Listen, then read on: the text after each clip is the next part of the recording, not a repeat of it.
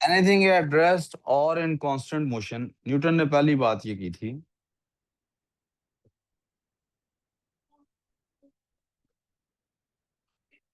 Will stay at rest और in constant motion.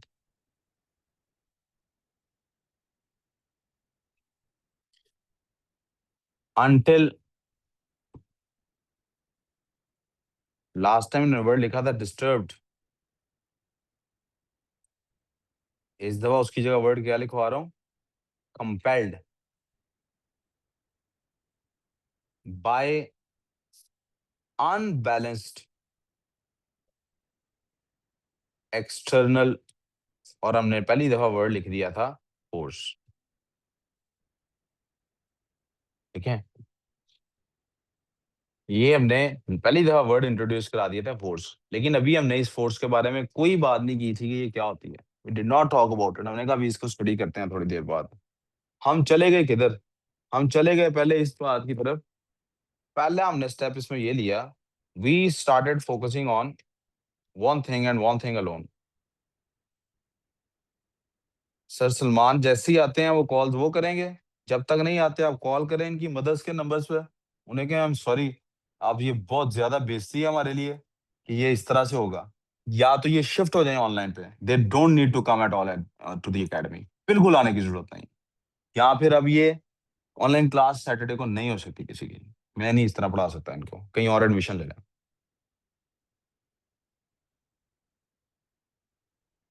हमने focus किया इस बात पे कि जो चेंज होता है ये चेंज क्या होता है, व्हाट इज दैट चेंज, वो जो अनबैलेंस्ड चीज है वो चेंज क्या चेंज आता है। सो वी सॉ, हमने कहा it changes velocity. What is the change,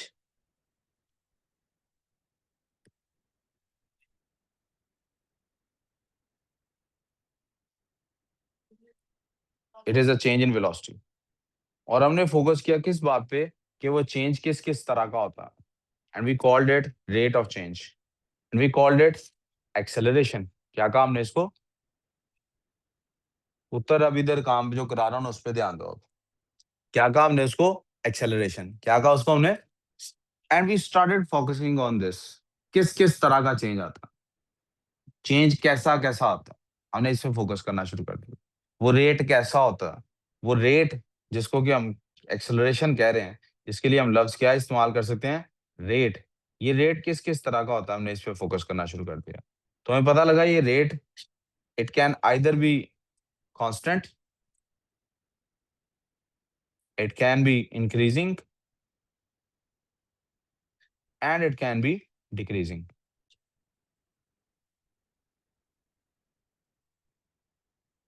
और हमने इसकी क्या चीज पढ़ ली, ग्राफिकल एनालिसिस इसका पढ़ लिया। यहां तक कोई problem, you have any problem so far. जो चेंज आ रहा है हमने उसके ऊपर बात की, किस पे फोकस किया, चेंज आएगा जो उस पर फोकस किया। आज पहले इस बात पे फोकस करते हैं, व्हाई द रेजिस्टेंस,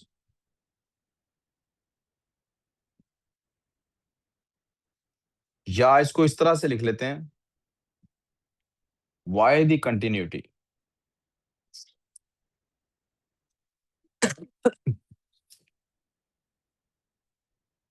किस चीज की कंटिन्यूटी, आप देखें ना उसने क्या कहा था, उसने कहा था an object will, an object will sustain it's state of rest और यूनिफॉर्म मोशन। उसने कहा था एक ऑब्जेक्ट जो है वो अपनी स्टेट जो है उसको सस्टेन करेगा, चाहे वो रेस्ट की हो या यूनिफॉर्म। ऐसा ना कर लें आप, 2 मिनट सिर्फ मुझे सुन लें, उसके बाद मैं नोट करने देता हूँ। उसने कहा था वो उसको अपनी को सस्टेन करेगा, पॉसिबिलिटी वाई।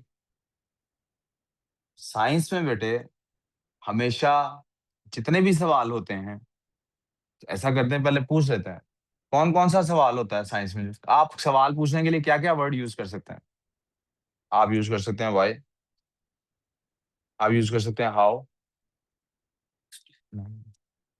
सवाल नहीं है वो, तो आप कमांड है एक। Explain is a command, not a question. What, who, where,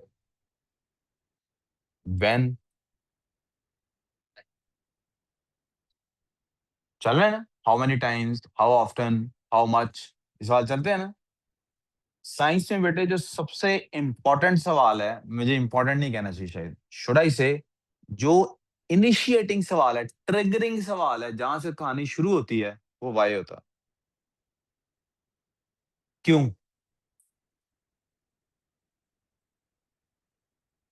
उसके बाद हम सोचते हैं, बाकी लोगों को रियलाइज कराते हैं हुआ क्या है और कैसे हो रहा है, और बाकी सारी साइंस इसको बताने में गुजर जाती है। ये जो वाई का सवाल है ना, ये सारी गेम होती है इसकी, यहाँ से बात शुरू होती है। So whenever you see a phenomenon जिसके बारे में आपको बताया जा रहा है कि ये होता है, तो आपके जहन में एज साइंटिस्ट ये सवाल होना चाहिए, क्यों? आप देखते हैं पंखा चलता है, आपके जहन में सवाल होना चाहिए, क्यों? आप देखते हैं गर्मी हो रही है, जहन में सवाल होना चाहिए, क्यों? आप देखते हैं गर्मी खत्म हो रही है, क्यों? That's how you start thinking about things. तो ये जो एबिलिटी है वाई वाली, ये जो एबिलिटी है उसकी, कि जनाब ये सस्टेन करता है, इसके आगे सवाल क्या पूछा जाएगा? क्यों? क्यों ऐसा करता है? तो उसका जवाब न्यूटन साहब ने दिया है, इनर्शिया। क्या जवाब दिया है? इनर्शिया क्या चीज है? अब इसको डिस्क्राइब भी तो करना है। न्यूटन कहता है इनर्शिया, इट इज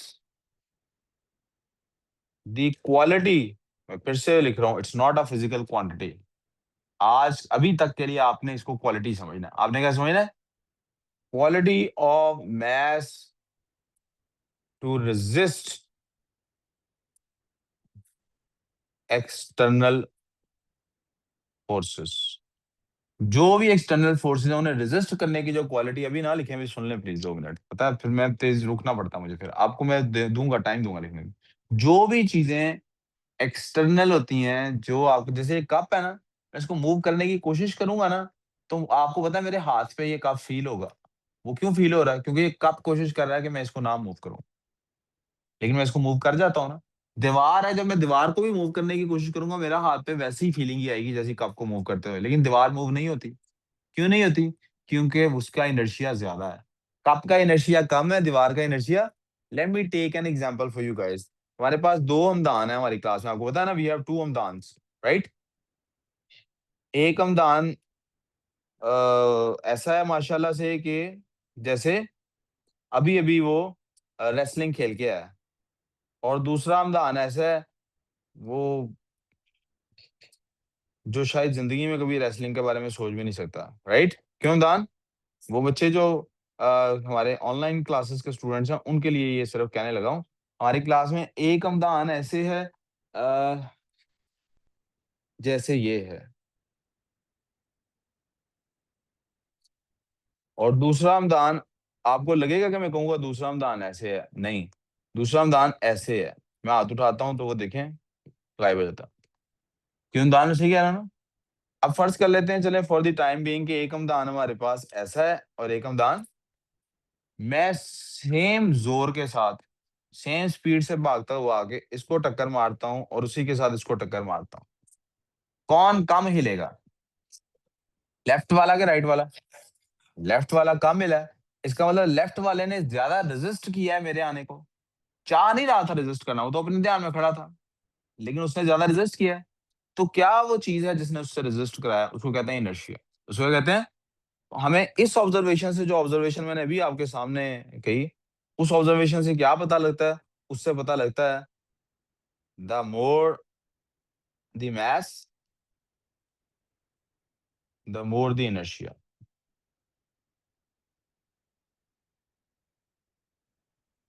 यहाँ तक कोई प्रॉब्लम? इसीलिए इस लॉ को, first law is also called, मैं इनको थोड़ा सा और ऊपर कर देता हूँ ताकि ये इसी पेज पे बात रह जाए। फर्स्ट लॉ को इसीलिए एक और नाम दिया जाता है, और वो नाम क्या है? Law of inertia. क्या कहते हैं उसको? किसी को कोई कंफ्यूजन है यहाँ तक तो बता दें। तो मसला नहीं। अब आप इस पेज को पहले लिख लें, उसके बाद मैं आगे जाता हूँ।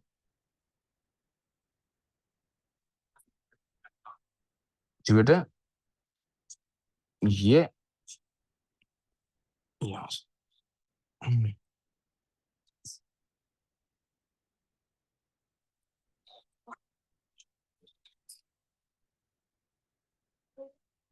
ये वो ये 1 मिनट लॉ लिखने पे लिख लिया जी।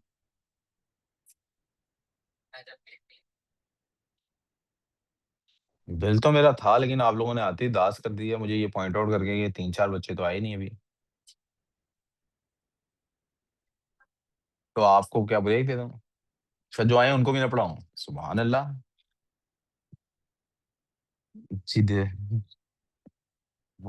एक बार मुझे वाह शैम्पी वाह करके दिखा दो, फिर दे दूंगा ब्रेक। इस पे बनता वही था, मैं कहने वाला था, लेकिन मुझे लगा यार। एक दफा एक लड़की का मैंने शेर सुना, और उसकी एज क्या थी लड़की की? 9 साल। कितनी एज थी? मैंने जब वो शेर सुना, मैं अगले 4 साल कोई शेर नहीं लिखा, 4-5 शर्मिंदगी से, यार 9 साल की बच्ची ने इतना शेर शेर लिखा। तब मेरी उम्र 22-23 साल थी। शेर सुनाऊं आपको? शेर सुनेगा। और उसने पढ़ा भी है, उसकी किताब प्रिंट, उसकी किताब पब्लिश हुई थी, किताब की सेरेमनी थी 9 साल की बच्ची की। चश्मे तर में आ जाओ। चश्मे तर कौन सी? चश्मे भीगी हुई आंख, आंसू होता है जिसमें। चश्मे तर में आ जाओ, अपने घर में आ जाओ। ओए शेर सुना है मैं क्या यार, ये इसने लिखा है? आंख, आंसू वाली आंख। 4-5 साल मैंने कोई शेर नहीं लिखा शर्मिंदगी से, यार ये 9 साल की बच्ची इतना अच्छा लिखती है, मैं क्या करूंगा? It means you are sad because somebody has left you and you're wanting to see them again and you're so hurt। यही तो मैं कह रहा हूँ, 9 साल की बच्ची ने इतना कमाल शेर लिख दिया। क्या पता उसका बाप मर गया हो। तो आप सोचे उसका ये कोई ऐसी लड़की तो नहीं होगी 9 साल की जिसका कोई ब्रेकअप हुआ? नहीं। नहीं बेटा। बेटा, अपना ना कहना शुरू कर देना आप मेरी बात। अच्छा, मैं जो बता रहा हूँ वो सुनो। आप सोचेंगे शायद ये बात उसने अपने बाप के लिए की है, जो बाप मर गया है। सोचेंगे ऐसी बात की है उसने। अब्बा को कह रही है अब्बा, और बच्चे ऐसी बात ही करता। मुझे अभी भी गूज बम्प्स फील हो रहे हैं उसके इस शेर को पढ़ के। हाँ। हाँ जी। अच्छा।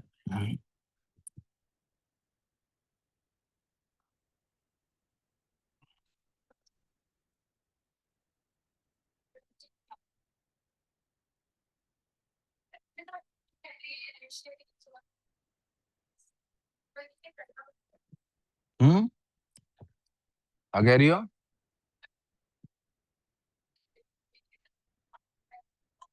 I think.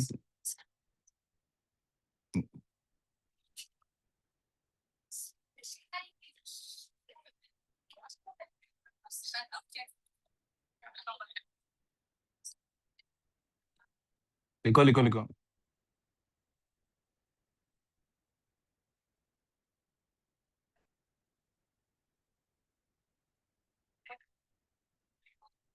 ये ऑनलाइन वाले बच्चे जो है ना, मेरे किंजा और इरहा, ये मैं आप लोगों के लिए देख लो कितनी कुर्बानी देता हूँ।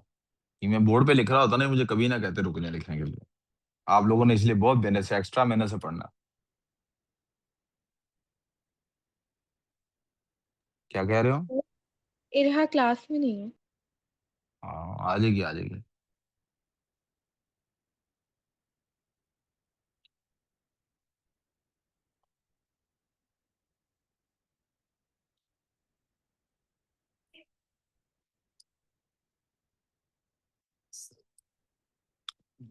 चलें जी, बिस्मिल्लाहिर्रहमानिर्रहीम। दोबारा से बात वहीं से शुरू कर रहा हूँ।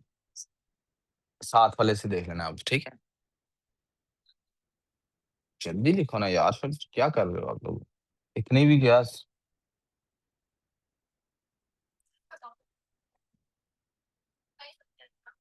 अब एक ही काम है जिसका, एक ही हल रह गया, पता है क्या है? अब इसका हल ये रह गया कि मैं यहाँ पे स्मार्ट बोर्ड्स लगवा दूँ। स्मार्ट बोर्ड्स लगवा दूँ। है ना? ठीक है, सडली को कहता हूँ कराची जाए, वहीं से मिलते हैं, जाके देख के। मैं I tried, they are not doing the job that we need them to do.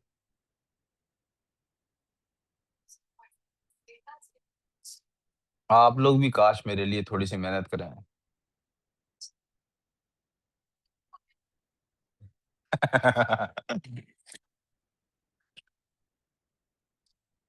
हाँ जी।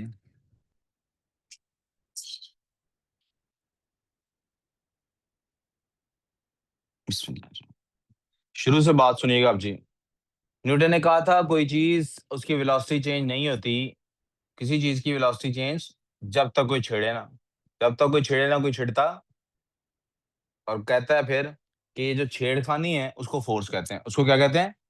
पहले हमने इसके लिए एक्सटर्नल अनबैलेंस्ड सोर्स लिखा था, फिर अनबैलेंस्ड फोर्स पे आ गए। अभी तक हमने फोर्स को डिस्क्राइब, अभी तक हमने कहा कोई चीज है जो बाहर से छेड़ती है, वो कहता है इसको बाद में स्टडी करते हैं, फिलहाल इसका नाम फोर्स रख के इसको साइड पे कर दो।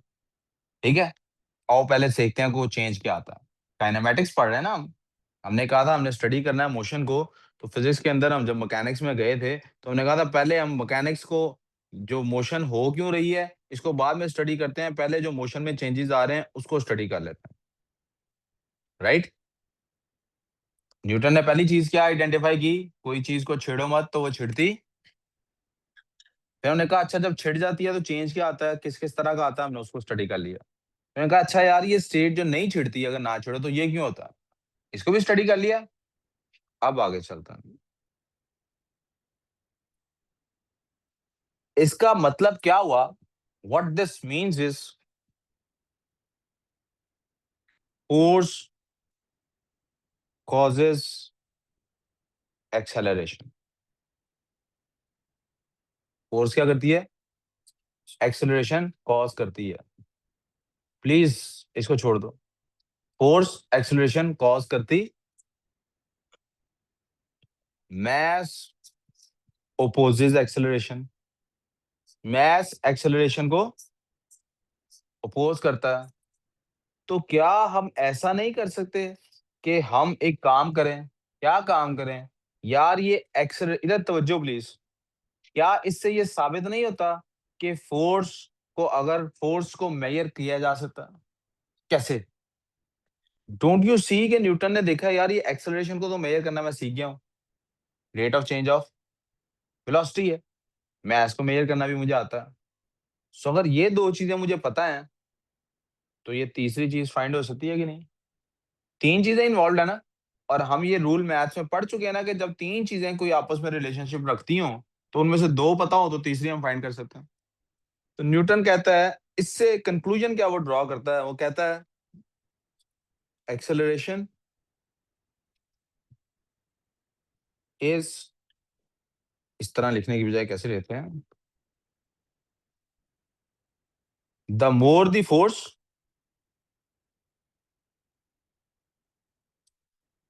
यहां पे एक साइड नोट लिखें प्लीज।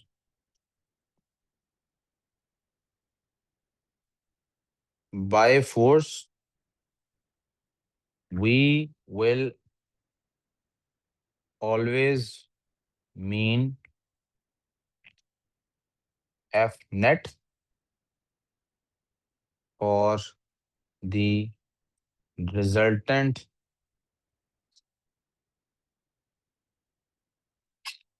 Net force. फोर्स से मुराद हमारी क्या होगी? Resultant net force. अब ये बात मैं पहले पढ़ा चुका लेकिन फिर से एक दो बार डिस्क्राइब कर देना जरूरी समझता हूँ।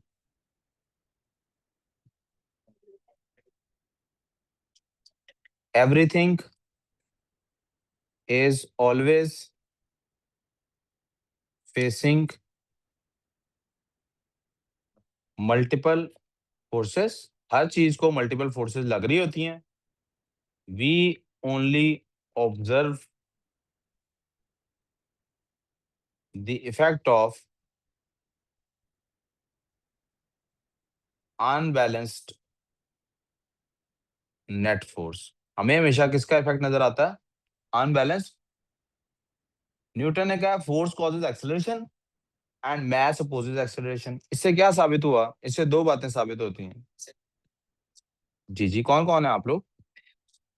हाँ हाँ, खेलने कौन रोक रहा? इससे दो बातें साबित होती हैं। द मोर द फोर्स,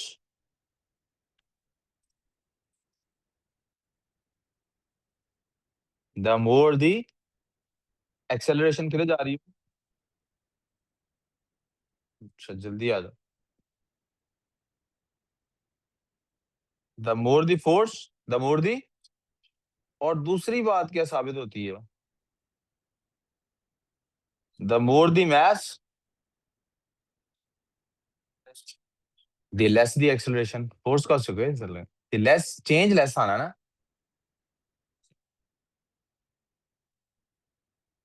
यहां तक प्रॉब्लम। इस लेफ्ट वाली बात से क्या साबित होता है? इस लेफ्ट वाली बात से साबित होता है F net a is directly related to F, और इस राइट वाली बात से क्या साबित होता है? A is inversely related to. यहां तो कोई कंफ्यूजन? एफ नेट से डायरेक्ट रिलेशनशिप हो गया ना, जितना फोर्स है उतना एक्सलेशन है, और उससे इन्वर्स हो गया ना रिलेशनशिप। अब दोनों को कनेक्ट किया जा सकता है कि नहीं? कंबाइन किया जा सकता है कि नहीं किया जा सकता?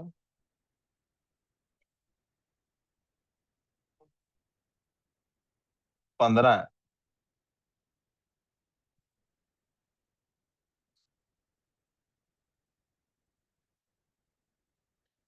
If I connect these two, तो मेरे पास क्या सिचुएशन बनती है?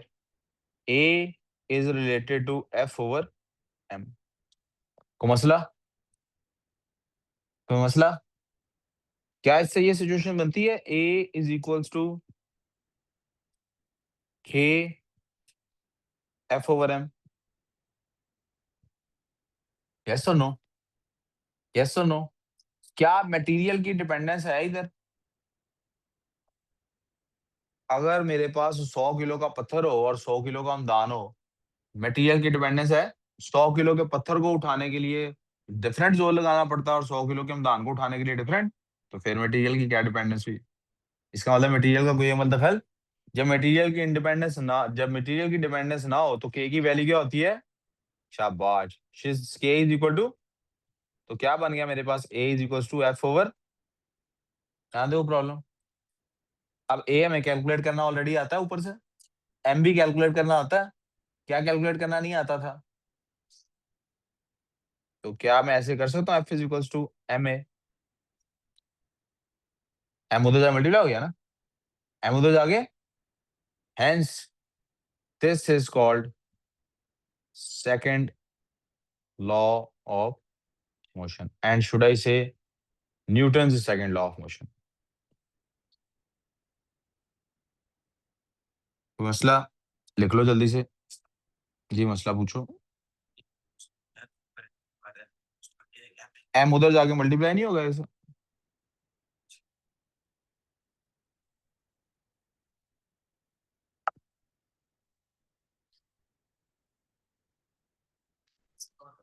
जी, और ऊपर करना है।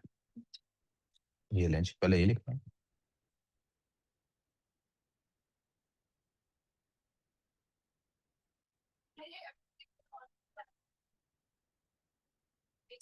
Facing multiple forces, we only observe the effect of unbalanced net force. हमें सिर्फ अनबैलेंस नेट फोर्स का फेस नजर आता है। समझ आई ये बात की नहीं?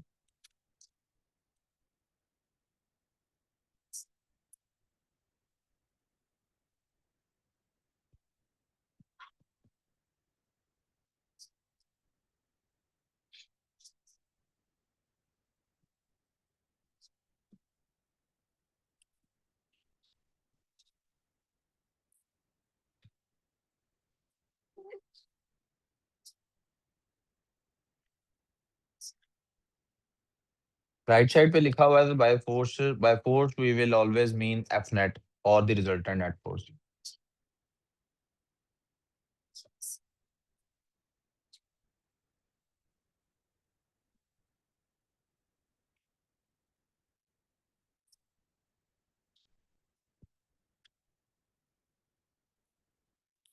क्या हुआ? 7 बजे,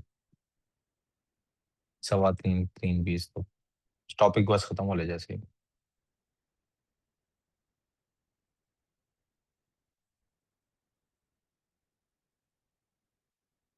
मुझे केमिस्ट्री की सबसे पहले रहनी चाहिए थी शायद क्लास।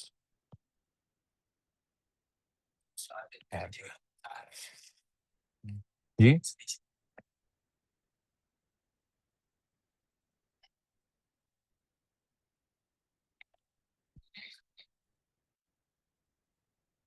हम्म तो इसके बाद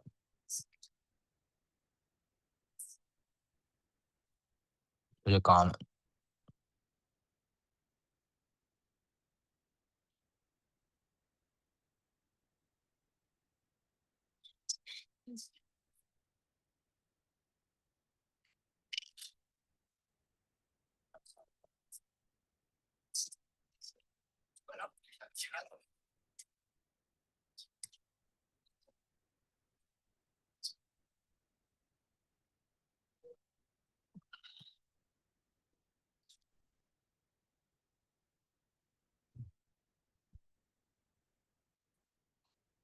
चलो आगे।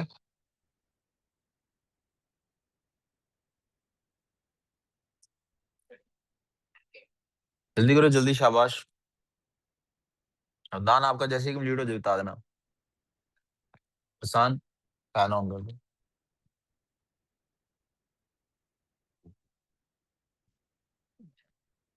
और ये लाइट्स ऑफ करना, पीछे वाली ऑन कर देना।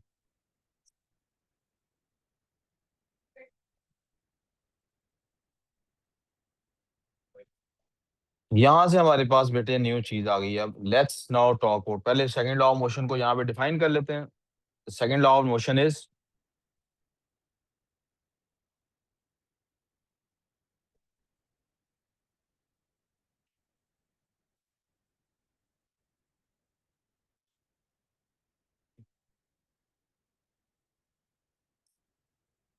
जी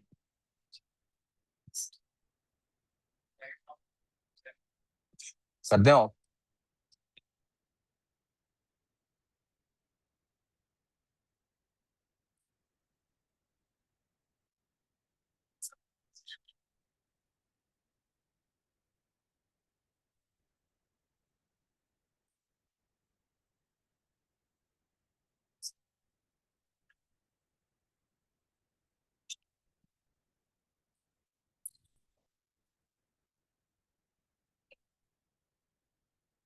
the more F net applied on an object,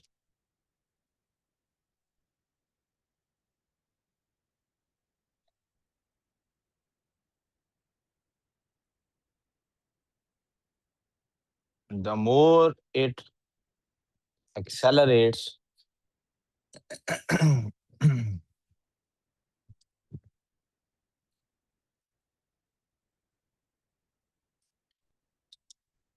after overcoming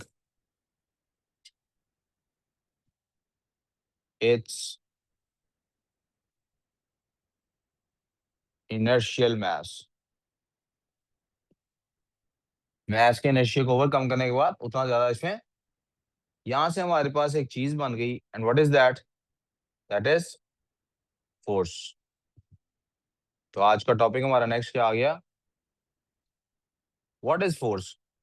सबसे पहली चीज, is it a base quantity और a derived quantity? Derived quantity. Derived quantity क्यों है भला ये? हाँ दिया, क्योंकि ये उन 7 बेस क्वांटिटीज में से नहीं है जो हमने शुरू में लिखवाई थी। अगर ये डिराइव्ड क्वांटिटी है, अगर ये डिराइव्ड क्वांटिटी है, तो क्या ये स्केलर है कि वेक्टर है? वेक्टर है। क्यों वेक्टर है? क्योंकि एक चीज यहां पर और भी ऐड कर लेनी चाहिए। The more it accelerates in the direction of F net, क्योंकि जिस तरफ को आपने F net unbalance force की जिधर डायरेक्शन होगी, उसी तरफ इसकी। तो ये कौन सी क्वांटिटी है? वेक्टर। ये कौन सी क्वांटिटी है? क्यों वेक्टर है? क्योंकि इस बात से इंपैक्ट पड़ता है कि आपने जो इस बॉक्स के ऊपर वैल्यूज डाली हैं फोर्स की, वो किस डायरेक्शन में। ठीक है। कैन बी रिप्रेजेंटेड, आपको पता ना वेक्टर्स को हम ग्राफिकली रिप्रेजेंट कर सकते हैं।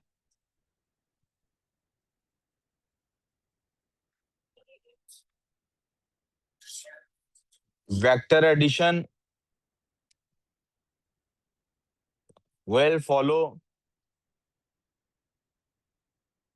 क्यों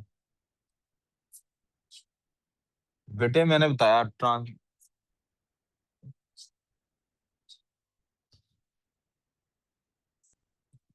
ये this is the last time, सब बच्चों को बता दो पुत्र, इनको पर्सनली बताओ, इनके पेरेंट्स को बताओ, ये मेरे से नहीं, ये काबिल कबूल ही नहीं है ये बात। नहीं आ सकते तो रिकॉर्डिंग बाद में ले लिया करें, मैंने आइंदा ये कोई बच्चा मुझे फिजिकल क्लास वाला ऑनलाइन चाहिए ही नहीं है, वो कह दो कहीं और से पढ़ ले बेटा। वेक्टर एडिशन वेल, क्या बोल रहा था, मुझे जहन में से निकल गया।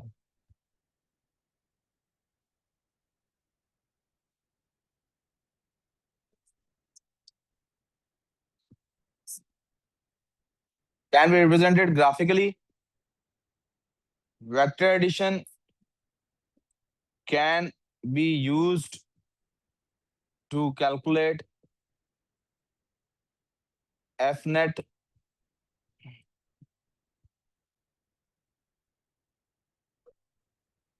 ऐसा यूनिट इसका क्या होगा बेटे, न्यूटन, क्या होगा, यहाँ तो प्रॉब्लम, प्लीज इधर तवज्जो। अब एक लफ्ज लिखवा रहा हूँ, ये बेसिकली ए लेवल के लिए होता है, ये ओ लेवल में इसकी जरूरत एफ किसके इक्वल है, मैथ्स के, एफ किसके इक्वल है, तो ऐसा ही बेस यूनिट कैसे निकलते हैं, since F is equal to M a, तो फोर्स का यूनिट क्या होगा, newton is equal to maths का होता है केजी, और एक्सेलरेशन क्या होता है एम एस माइनस, तो ये उसका जो kg m s minus two है, ये उसका क्या है एस आई बेस यूनिट, ये क्या है इसका, याद करेंगे आप लोग k g m s minus two, क्या याद करेंगे, k g m s minus two भी किसका यूनिट है, फोर्स का। जी बेटा, फॉर्मूला है ना उसको यूनिट निकालने के लिए, आपको यूनिट निकालने का यही तरीका नहीं बताया मैंने पहले, कि आप फॉर्मूला लिखते हैं जो फोर्स का यूनिट उसी के इक्वल होता है जो उसके ऐसा यूनिट राइट साइड पे बनता है।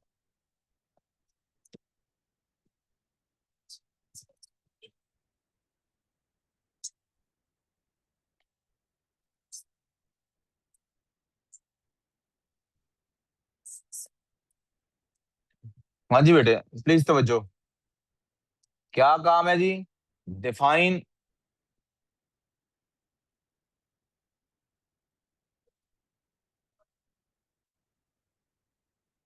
Define one Newton,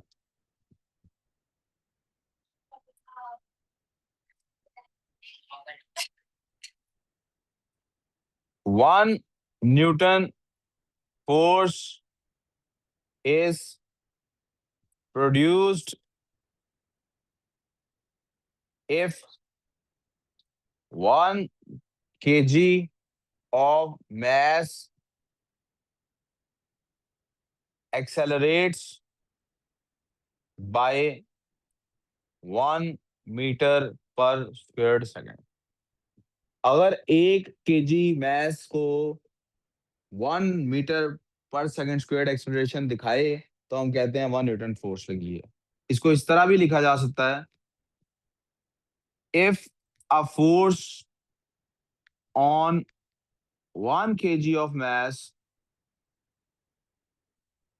produces an acceleration of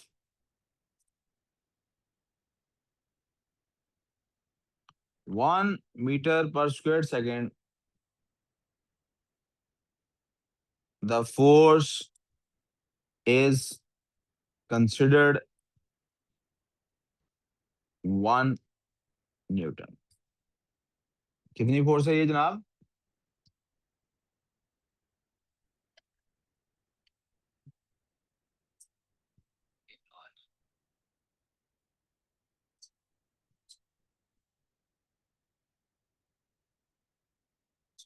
परेशान,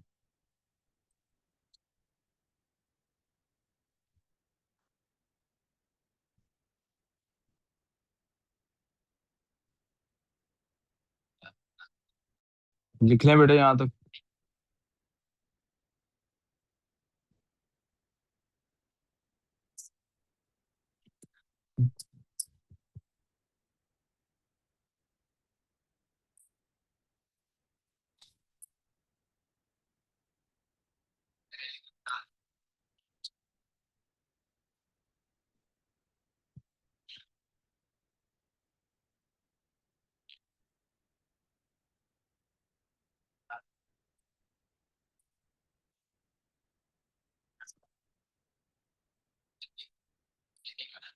हम्म।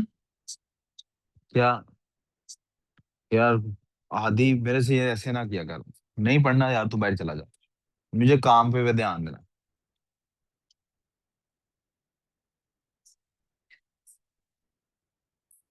चलो प्यारे बेटे, इधर देखिए जी। अब आप देखिए जरा न्यूटन ने क्या किया है। पहले न्यूटन साहब कहते हैं, पहली गो में न्यूटन साहब ने क्या कहा? he said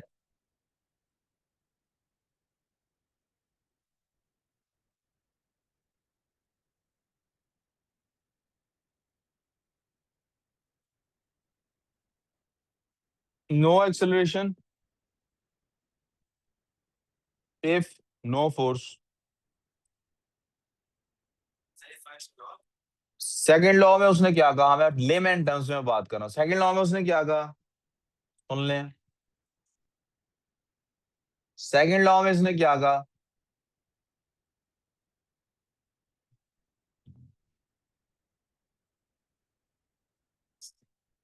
how much acceleration is produced by how much force. Second law में उसने मेजर कर दिया फोर्स को। राइट? आर वी क्लियर है? फिर भाई साहब कहते हैं कि जब एक बॉडी में एक्सेलरेशन प्रोड्यूस हो जाए, जब एक बॉडी में एक्सेलरेशन प्रोड्यूस हो जाए, तो अभी तक सेकंड लॉ से हमें क्या पता लगा है? कंक्लूजन क्या ड्रॉ हो रहा है? If there is force, if, इसकी बजाय क्या करते हैं? If force is unbalanced. Sir कैसे हैं? ठीक है आप? 2-3 मिनट बाद ज्योग्राफी वालों को भेजता हूँ सर। मेरी बड़ी दस्त बस्ता गुजारिश है सर। सैटरडे को ना, यकीन करें, मुझे पता है आपके लिए भी बहुत मुश्किल होता है ना। मेरे बाकी स्टाफ को भी बड़ी तकलीफ हो रही होती है। और मुझे पता है कि मैं सारा दिन इधर होता हूँ, तो हफ्ते वाले दिन मैंने किस तरह से घर को कुर्बान करके आना होता है। मुझे पता है घर वालों ये इस बात को समझते नहीं है। लेकिन अगर सर मैं अपना सारा दिन लगा रहा हूँ ना इधर, तो मुझे कोई एक्स्ट्रा सवाब नहीं मिलता इसका। कोई मेरे घर का, कोई मुझे गाड़ी नहीं नई खरीद के देता इस पे। ना मेरे घर का कोई नया कमरा डाल जाता। ना मेरे घर में कोई नया पौधा होता। कोई मेरा कद नहीं बढ़ रहा सर। कुछ भी नहीं हो रहा इससे। सिर्फ और सिर्फ ये सोली इसलिए है कि ये जो बच्चे सामने बैठे हैं, यकीन अल्लाह की कसम, इस आईपैड के साथ मैं घर बैठ के ये क्लास बहुत अच्छी ले चुका हूँ। ये जिनको बीमारी पड़ी हुई है ना सर, फिजिकल वाले बच्चों को, कि सैटरडे को ऑनलाइन की क्लास लेनी है, सर मैं उस बीमारी से तंग हूँ। प्लीज सबके घर में फोन करें उन्हें कि ब्रदर, या तो अब you are shifted to online, you will not be taking physical class at all, या फिर अपने पेरेंट को लेके आए। मैं ये मुझे लगता है कि इनके पेरेंट्स शायद ये समझ रहे हैं कि ये ना कोई खराती इदारा है और हमारी मर्जी जाए ना जाए। मुझे नहीं पता उनको चला गया हो। कर दी प्लीज। पेरेंट्स को रिक्वेस्ट करें उन्हें कि यार मैं फिर ना, वो सरली मुझे कल कहता कहता यार आप ना रिस्पॉन्ड नहीं करते, रिएक्ट करते हो। क्यों ना करूं मसलन रिएक्ट? ये कितनी बेइज्जती है यार ये मेरे लिए। मैं बहुत परेशान होता हूँ इस बात में। किसी के घर में कोई जेन्युइन मसला होगा ना सर, यकीन करें, मैं 10 दफा उसके लिए एक्स्ट्रा क्लासें लूंगा। यार इनको तो मैं नहीं ऐसे। मंडे को सर सेशनल रखा हुआ सर, इन्होंने पेपर देने, रिजल्ट देने। ये साल के एंड में पता क्या होता है? इनमें से एक भी नहीं मानता मेरी गलती है, सारे पता क्या कहते हैं? ये सर उसामा का कसूर है सारा। प्लीज इनको, इनके पेरेंट्स को से मेरी मुलाकात करा दें। उनको कि भाई क्या थोड़ी को हाथ लगाना है, क्या करना है, मसलन कैसे इनको समझ आनी है इनके बच्चे का फ्यूचर है यार। मतलब हाँ, और फिर आगे से हम पे ही रोब झाड़ना है इन्होंने कि नहीं जी तो थानू सानू पोता पता अपने बच्चे का, कि थानू पोता पता। भाई पोता पता है तो फिर आप, ये पता नहीं कैसे होता है। मेरा दादा सर फौत हुआ है ना, अगले दिन मेरे बाप ने स्कूल भेजा मुझे। बोला मेरा पे वो फोन है, तेरा नहीं है, चल। ये पता नहीं कौन सी दुनिया में रहते हैं। पता नहीं पैसे ज्यादा आ गए हैं, घर बड़ा मिल गया, क्या हो गया, मुझे समझ नहीं आ रही इन लोगों की, कैसे कौन सी दुनिया के लोग हैं ये। रहते पाकिस्तान चाहते हरकत इन्हों दी पता नहीं केड़े मार्स वालियां ने सर। प्लीज। और वो बच्ची नहीं, ऑनलाइन वाली बच्ची को देखें, उसका कोई घर का मसला क्या है। सॉरी, मैं फिर से कह रहा हूँ, मैं आज मुझे भी रियलाइज है मैं ये एक्स्ट्रा कर रहा हूँ, लेकिन मैं हो जाता है ना यार, आप देखते नहीं मैं क्या कर रहा हूँ सारा दिन, कि फटूंगा ही, फिर इसी तरह होगा फिर। इफ फोर्स इज अनबैलेंस्ड, अगर फोर्स अनबैलेंस्ड है, अगर फोर्स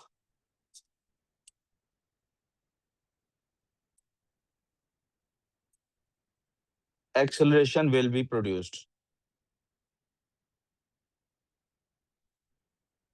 और दूसरा इसी के साथ क्या एक और बात साबित होती है,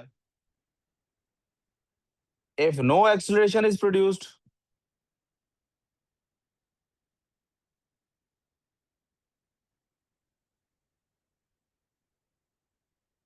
नो फोर्स इज अनबैलेंस्ड। किसी को लग रहा है मैंने सेम ही बात दो दफा लिख दी है? आपको समझ आ रहा है दो दफा क्यों लिखी है? आपको बताने के लिए तस्वीर का दूसरा रुख भी देखे ना। अगर फोर्स अनबैलेंस होगी तो एक्सेलरेशन प्रोड्यूस होगा। इसका मतलब है अगर एक्सेलरेशन प्रोड्यूस नहीं हो रहा, तो इसका मतलब फोर्स भी अनबैलेंस नहीं हुई। यहां तो कोई प्रॉब्लम। अगर कोई एक्सेलरेशन प्रोड्यूस नहीं हुआ तो फोर्स भी अनबैलेंस। और एक आखिरी कंक्लूजन इससे क्या निकलता है,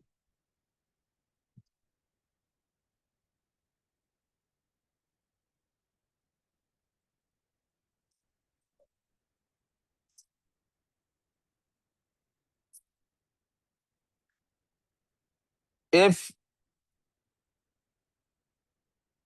फोर्सेस आर बैलेंस्ड,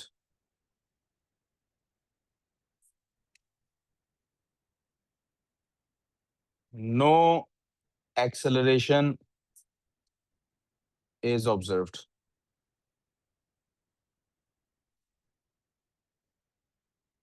अगर फोर्सेस बैलेंस हैं तो कोई एक्सेलरेशन ऑब्जर्व। फिर से वही बात, इसका मतलब है this means forces do get balanced. Forces क्या होती हैं? बैलेंस हो जाती हैं। फोर्सेस क्या होती हैं? तो आपको मैंने क्या कहा था, न्यूटन भाई क्या करते हैं? पहला सवाल, वजह, hence the third law of motion, Newton's third law of motion.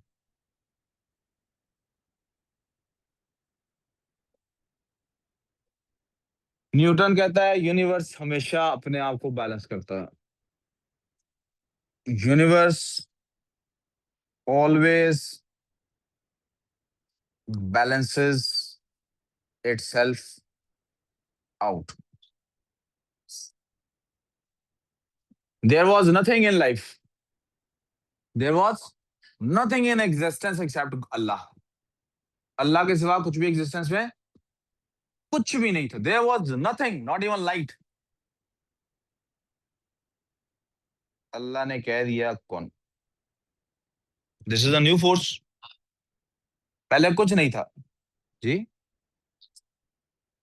क्या मेरे ऊपर आ रहा है? अच्छा, पहले कुछ नहीं था। There was nothing in life. पहले लाइफ में कुछ उधर उधर है, geography class. There was nothing in life पहले, right?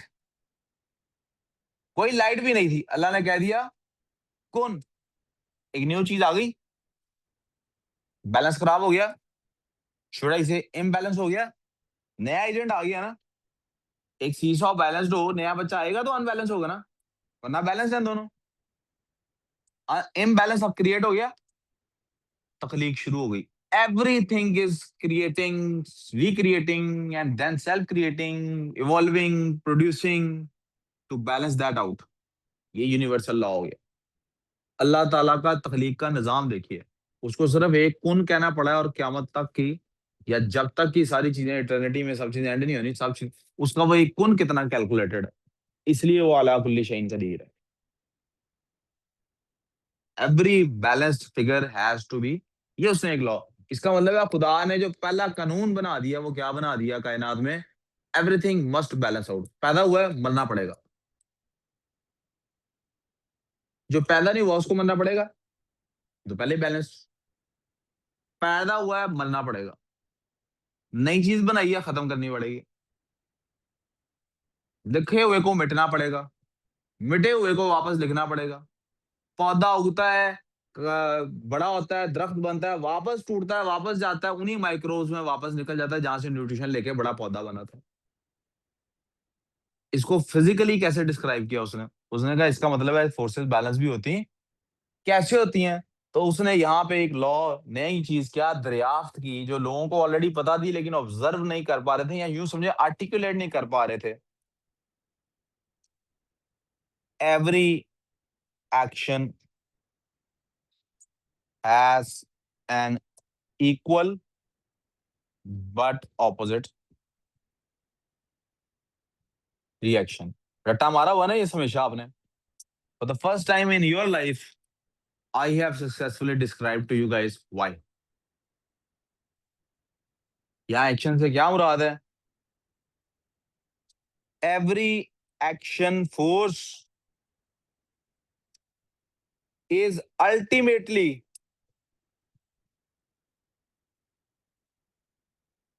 balanced out by an equal or but opposite। इस इक्वल बट ऑपोजिट के जुमले की भी हमें जरूरत नहीं है, क्योंकि लफ्ज रिएक्शन का मतलब ही है। What is the meaning of the word reaction? तो इस इक्वल बट ऑपोजिट के लफ्ज की जरूरत नहीं है बुनियादी तौर पे। Is balanced out by a reaction force.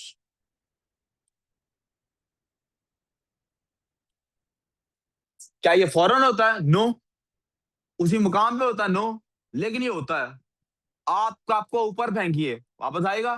फौरन वापस आना शुरू हो गया है? नो, लेकिन आएगा वापस। That's how things work. इसका मतलब है जो भी हमें अनबैलेंस फोर्स नजर आती है, उसको बैलेंस करने के चक्कर में पूरा यूनिवर्स काम कर रहा है। पूरा यूनिवर्स किस चक्कर में काम कर रहा है? उसको वापस बैलेंस करना है। यहां तक प्रॉब्लम, ये गुड सो फार। तीनों लॉ समझ आ गए? अब इसका मतलब है अब हमें स्टडी क्या करना है, इस एक्शन को और इस रिएक्शन को। और हमने क्या कहा था साइंटिफिक स्टडी में, जब एक से ज्यादा चीजों को इकट्ठे स्टडी करना हो तो क्या करते हैं भला, कैसे स्टडी करते हैं? एक चीज को सिर्फ चेंज करने देते हैं, बाकी सबको रोक देते हैं, बाकी सबको। तो हम पहले एक्शन को स्टडी करेंगे, किसको स्टडी करेंगे, फिर किसको स्टडी करेंगे, और यहां से हमारा कल की जो नेक्स्ट क्लास है वो स्टार्ट हो। कोई कंफ्यूजन? असर की तो भी अजान नहीं हुई, पढ़ा हो नहीं पढ़ी? अब आपको 10 मिनट की ब्रेक है, उसके बाद मैथ शुरू करूंगा।